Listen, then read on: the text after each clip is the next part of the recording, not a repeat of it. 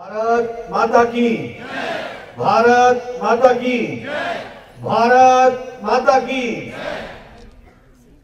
आज के कार्यक्रम में मेरे साथ उपस्थित हिमाचल प्रदेश के लोकप्रिय और यशस्वी मुख्यमंत्री सम्माननीय जयराम ठाकुर जी, आज के इस अभिनंदन कार्यक्रम में उपस्थित हिमाचल प्रदेश भारतीय जनता पार्टी के जुझारू, संवेदनशील, कर्मशील प्रदेश अध्यक्ष डॉक्टर राजीव बिंदल जी, भारत सरकार में मंत्री, आपके और हमारे सांसद और संसद में मेरे साथी, मेरे छोटे भाई श्री अनुराग ठाकुर जी, हमारे यहाँ के बहुत ही लोकप्रिय और सहयोगी भाव से काम करने वाले विधायक श्री जीतराम कटवाल जी, हमारे पूर्व में मंत्री रहे और हमारे सहयोगी निखिराम कौंडल जी, सदर के विधायक श्री सुभाष ठाकुर जी, हमारे गुमारवी के विधायक राजेंद्र गर्ग जी, प्रदेश के महामंत्री त्रिलोक जम्वाल जी, जिला के अध्यक्ष स्वतंत्र सांख्यान जी, राकेश कौंतर जी, पूर्व जिलाध्यक्ष और मंडल के अध्यक्ष महेंद्र चंदेल जी, यहाँ सम्मानित मंच और हमारे झंडुता क्षेत्र के कोने कोने से सभी आए हुए सज्जन वृंद, माताएं, बहनें, बुजुर्ग, मेरे नौजवान साथी, पार्टी के सभी पदाधिकारी, पंचायत के प्रधान, जिला परिषद के सदस्यगण और मीडिया के मेरे साथी, प्रिंट मीडिया, इलेक्ट्रॉनिक मीडिया के साथी, मेरा ये सौभाग्य है कि मुझे आज अपने गृह जिले में और गृह जिले में भी मेरे ही चुनाव क्षेत्र में मुझे आने का सौभाग्य मिला है और जिस गर्मजोशी के साथ आप सबने मेरा स्वागत किया है, सबसे पहले तो मैं उसके लिए हार्दिक धन्यवाद आपको देता हूं।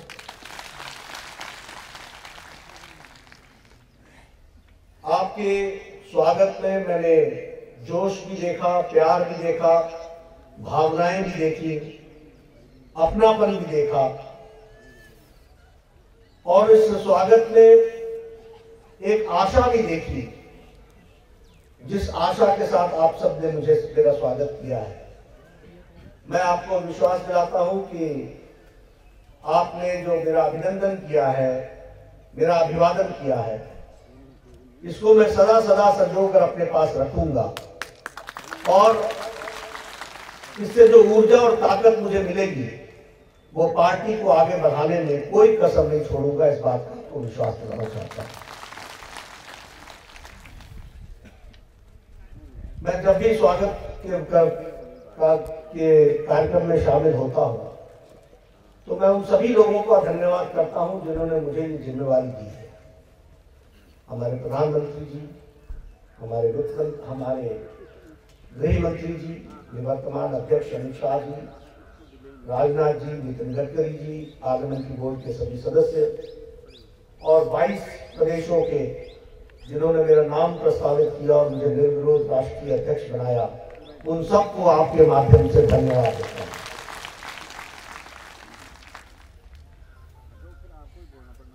मित्रों, एक बात कही जा रही थी कि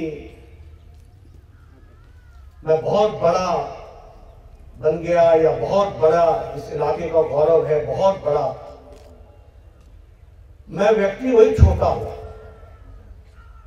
लेकिन हां, जिम्मेवारी बड़ी है और उस जिम्मेवारी को निभाने के लिए आपकी मुझे शुभकामनाएं चाहिए, आपका प्यार चाहिए, आपका आशीर्वाद चाहिए। ये मैं अकेले नहीं निभा सकता। आपकी भावनाएं जो सदा सदा हमारे साथ खड़ी है, ये देवी देवताओं का प्रदेश है, देवताओं का आशीर्वाद मिले, देवी का आशीर्वाद मिले और मैं इस काम को सक्षम तरीके से कर सकूं, ऐसी आप जरूर मेरे लिए प्रार्थना कीजिएगा। ये आपसे मैं निवेदन करता हूं।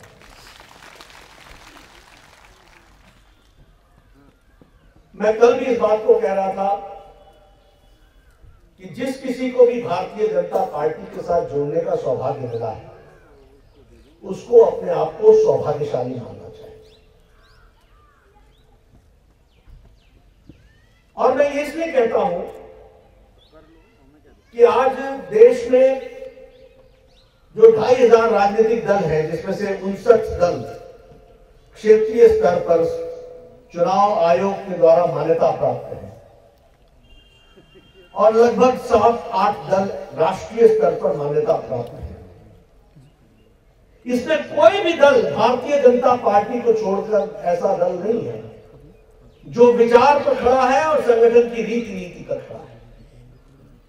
सभी दल या तो किसी वंशवाद को प्रतिनिधित्व करते हैं या परिवारवाद का प्रतिनिधित्व करते हैं या किसी समुदाय का प्रतिनिधित्व करते हैं या किसी एक विशेष इलाके का प्रतिनिधित्व करते हैं, लेकिन विचार पर खड़ी आधार पर पार्टी और संगठन की रीति नीति से अच्छी तरीके से रची बसी पार्टी वो भारतीय जनता पार्टी है, जिसके हम सब सदस्य हैं। और इसीलिए मैं ये मानता हूं, हमारे पत्रकार भाई कई बार लिख देते हैं यहां झटका वहां लटका वहां पटका।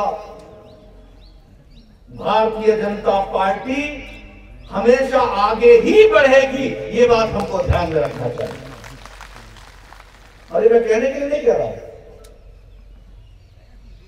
हमारा कुछ आधार बंगाल में नहीं था, हम बंगाल में अच्छी तरीके से आगे बढ़ रहे हैं, हम उड़ीसा में बढ़ रहे हैं, हम तेलंगाना में बढ़ रहे हैं, हम आंध्र प्रदेश में बढ़ रहे हैं। ये सारे इलाके ऐसे हैं जहां भारतीय जनता पार्टी नहीं,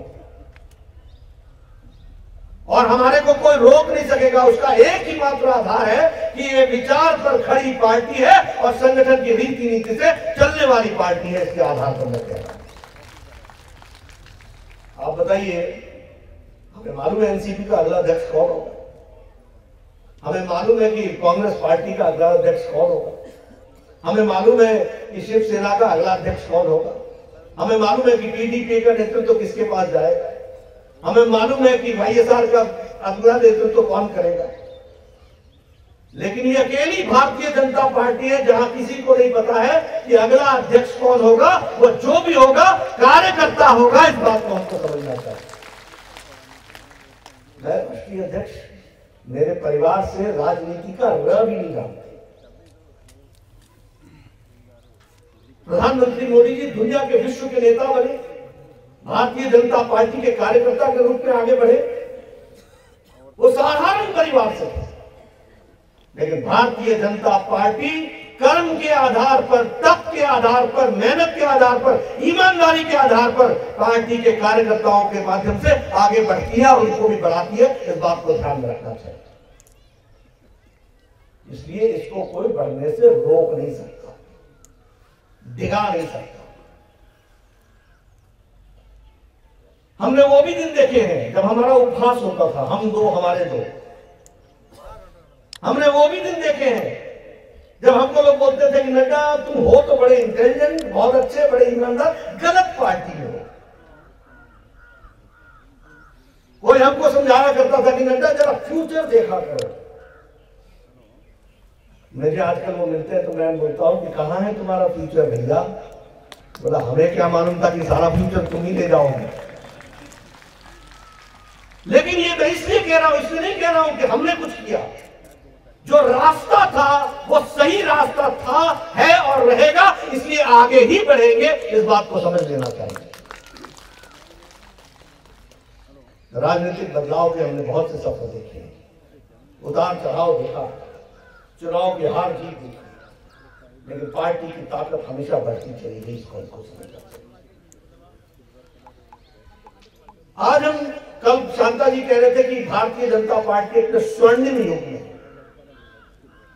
अमित भाई शाह कहते हैं कि पार्टी ने अभी अपना उत्कर्ष देखना बाकी है, और यह सही बात है कि स्वर्णिम युग भी है और उत्कर्ष देखना अभी बाकी भी है। कई ऐसे प्रदेश हैं जहां हमने अपनी सरकारें बनानी है, कई ऐसे प्रदेश हैं जहां हमने अपने विचार को आगे बढ़ाना है, और पूरी शिद्दत के साथ हम इस काम में लगे हुए हैं। मेरा आप सबसे सिर्फ निवेदन यह है कि आप सब लोग इस काम में हमारे साथ हाथ बटाएं और इसको आगे बढ़ाने में कोई भी कसर न छोड़े। ये आपसे मैं निवेदन कर रहा है। आज जब मैं पार्टी की दृष्टि से देखता हूं तो स्वर्णिम काल तो जरूर है। प्रधानमंत्री मोदी जी ने देश को कितना आगे बढ़ाया है, इसको हमको समझना चाहिए। देश की दुनिया की पांचवी सबसे बड़ी अर्थव्यवस्था बन करके भारत देश खड़ा हुआ। फ्रांस और इंग्लैंड को पछाड़ करके भारत आगे निकल चला है। आने वाले 2-3 सालों में हम दूसरे और तीसरे नंबर पर खड़े होंगे। $5 ट्रिलियन इकोनॉमी बनने के लिए हम अग्रसर हैं। अनुराग जी ने आज ये यहाँ के सांसद, इसलिए इन्होंने यहीं की व्यक्तिगत बातें की हैं। हमारे वित्त राज्य मंत्री हैं, इनसे पूछिए कि इन्होंने 1 साल के अंदर किस तरीके से भारत के आर्थिक ढांचे को मजबूती प्रदान की है, ताकि भारत एक अच्छी उछाल ले सके और 2024 में $5 ट्रिलियन इकोनॉमी की भारत बन जाए। अंतर्राष्ट्रीय स्तर पर आपने देखा होगा, जो चीज घट जाती है उसके हम महत्व को नहीं समझते। आज से 10 साल 20 साल पहले अगर अमेरिका के राष्ट्रपति के साथ एक तस्वीर भारत के प्रधानमंत्री की छप जाती थी तो हम सोचते थे कि वाह, भारत ने आज अंतर्राष्ट्रीय स्तर पर अपने आप का प्रेजेंस बनाया है। और आज मोदी जी ने विश्व में अपना प्रभाव दिखाया है और विश्व की राजनीति में मोदी जी ने भारत का प्रभाव दिखाया है। इस बात को समझने की जरूरत है। आज अमेरिका का राष्ट्रपति 8000 किलोमीटर वॉशिंगटन से उड़ के सीधे भारत के गुजरात की धरती अहमदाबाद पर आता है। स्टैंड अलोन, अकेला विजिट। अमेरिका का राष्ट्रपति कभी एक देश में नहीं जाता। जब वो अमेरिका से निकलता है तो 3-4 देश घूमता हुआ आता है। वो 8000 की यात्रा करके भारत आते हैं और भारत से वापस वॉशिंगटन जाते हैं। सिर्फ भारत के लिए आते हैं और मोदी जी के निवेदन पर आते हैं। इस बात को समझना चाहिए। और 28 मिनट के भाषण में 20 मिनट मोदी जी पर और भारत पर बोलते हैं। कभी सोचा था? हमें समझना होगा, जो लोग राजनीति में रहते हैं उनको यह जानना होगा कि देश कितना बदल गया है, देश ने कितनी लंबी छलांग लगा दी है। क्या कारण था कि ट्रंप साहब यहां आए और क्या कारण था कि भारत की अर्थव्यवस्था पर अमेरिका के राष्ट्रपति ने पूरे 20 मिनट बोला? वो इसलिए बोला क्योंकि ध्यान में आ गया कि भारत अंतर्राष्ट्रीय स्तर पर अपनी भूमिका मोदी जी के नेतृत्व में निभाएगा और बढ़ेगा आगे। इस बात को समझना चाहिए। ये सब अविश्वसनीय, अकल्पनीय था जो आज कल्पना हो रही। मैंने कल भी कहा था, के सामने खड़े होकर के कहा, जिस देश ने हमारे ऊपर 200 साल राज किया उस देश का प्रधानमंत्री खड़ा होकर के बोलता है, डेज आर नॉट फार, दिन दूर नहीं है जब ब्रिटेन का प्रधानमंत्री भारतीय मूल का बनेगा। ये समझिए भारत की ताकत, और भारत की ताकत को दर्शाया है दुनिया में तो मोदी जी ने दर्शाया है। इस बात को हमको समझना चाहिए। आज लंदन के, इंग्लैंड के चुनाव में जिन लोगों ने कश्मीर के खिलाफ और भारत के खिलाफ बोला, संसद के अंदर साफ हो गए, चुनाव में उड़ गए, एक तरफा चुनाव हो गया। इस बात को समझना चाहिए। ये भारतीयों ने वहां ताकत दिखाई है, इसको समझना चाहिए। पार्टी साफ हो गई, जिसने कश्मीर के खिलाफ और भारत के खिलाफ बोला वो साफ हो गई। आजकल वो हमारे यहां आते हैं गुलाब के फूल लेकर के, we want to talk to you, I said we'll talk sometime later, बाद में बात करेंगे आपसे। मैं राष्ट्रीय अध्यक्ष बना हूं। मैं हमारे पूर्व अध्यक्षों को बहुत बहुत धन्यवाद देता हूं, मोदी जी को धन्यवाद देता हूं। कभी कोई हमको इंटरव्यू नहीं देता था। आज दुनिया के एम्बेसडर्स हमसे भारतीय जनता पार्टी के साथ पार्टी टू पार्टी क्वेश्चन बैठाने के लिए आतुर होते हैं। ये परिस्थिति आज आकर के खड़ी है। इतना परिवर्तन आ गया। राजदूत आकर के बोलते हैं, we want appointment, we want to know Bharatiya Janata party. हम भारतीय जनता पार्टी को जानना चाहते हैं, कैसे मोदी जी ने इसको इतना तीव्र गति से बढ़ाया है और उस तीव्र गति को हमको मेंटेन करते हुए आगे बढ़ना है। इसके लिए हम काम में जुटे हैं। अगर हम आइडियोलॉजिकल विषय की बात करें तो जो वैचारिक विषय थे, उन वैचारिक विषयों के बारे में जितने सख्त कदम मोदी जी ने उठाए हैं कोई उठा सकता था? ना भूतो ना भविष्य। आज आप बताइए हमारे फौज का मोराल ऊंचा है कि नहीं है? आज बताइए, मालूम है कि नहीं कि एक गोली उधर से चलेगी तो इधर से 10 ठोकेंगे? मालूम है कि नहीं है?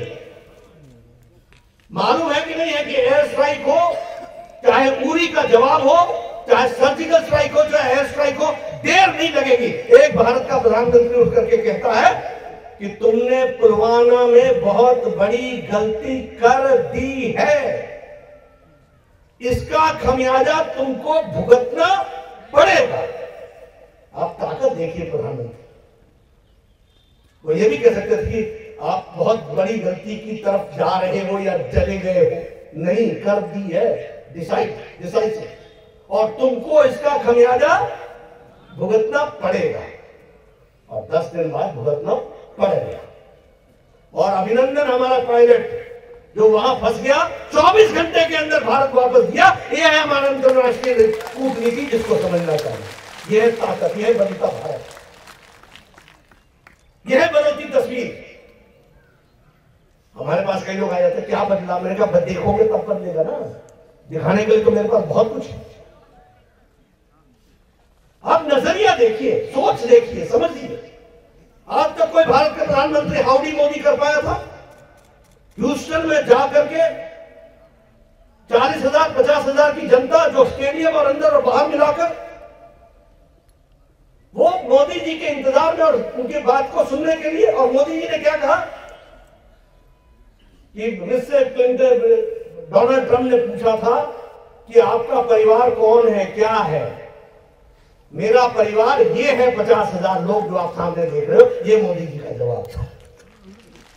ऐसी स्थितियां हमको देखने को मिलती हैं, तो हम ये गौरव से कह सकते हैं कि हाँ, भारत एक बदलता, बढ़ता, छलांग लगाता हुआ आगे बढ़ने वाला देश है। मैं अगर हिमाचल प्रदेश की बात करूं, यहां भी आपने कांग्रेस बीजेपी दोनों को देख लिया। बताइए, अगर हम अपने मुख्यमंत्री की चर्चा करें तो पानी वाला मुख्यमंत्री कहता हूं तो कोई शक्ल आपके सामने ध्यान में आती है कि नहीं आती? अगर मैं सड़क वाला मुख्यमंत्री बोलता हूं तो आपको ध्यान में आते हैं धूमल जी की नहीं आते? अगर मैं संवेदनशील मुख्यमंत्री बोलता हूं तो जयराम ठाकुर ध्यान में आते हैं कि नहीं आते? लेकिन अगर आपको मैं दूसरे मुख्यमंत्रियों की चर्चा सुनाऊं तो क्या कहेंगे आप? मैं आज शुभ घड़ी में उनकी चर्चा नहीं करना चाहता, लेकिन आपको उजाला और अंधेरे का अंतर जरूर बताना चाहता हूं। हिमाचल प्रदेश में विकास तब हुआ है जब भारतीय जनता पार्टी की सरकार रही है, और हिमाचल प्रदेश में भ्रष्टाचार तब हुआ है जब कांग्रेस पार्टी की सरकार रही है। इस बात को हमको समझ लेना चाहिए।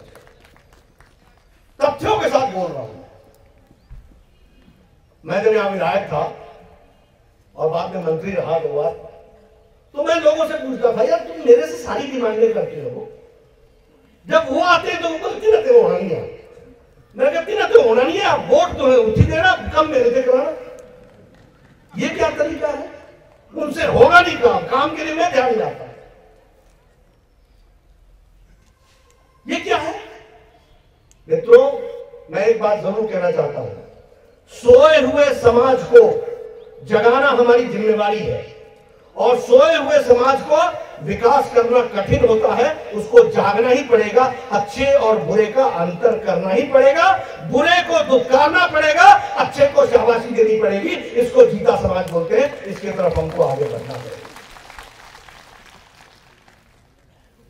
ये जब सुषुप्त अवस्था में समाज होता है, कोई नृत्य भयो हमें क्या हन, कोई राजा बन जाए हमें क्या मतलब, तो मतलब होता है।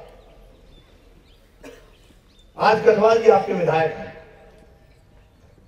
ये कोई पेपर रखते हैं आगे ना, एक तरफ से शुरू हो जाते हैं, इतने करोड़ इतने करोड़ इतने दे दिया, इधर दिया इधर दिया इधर दिया इधर दिया इधर दिया, इतने करोड़ इधर से लाया इधर से लाया, पहाड़े की तरफ बोलते चले जाते हैं।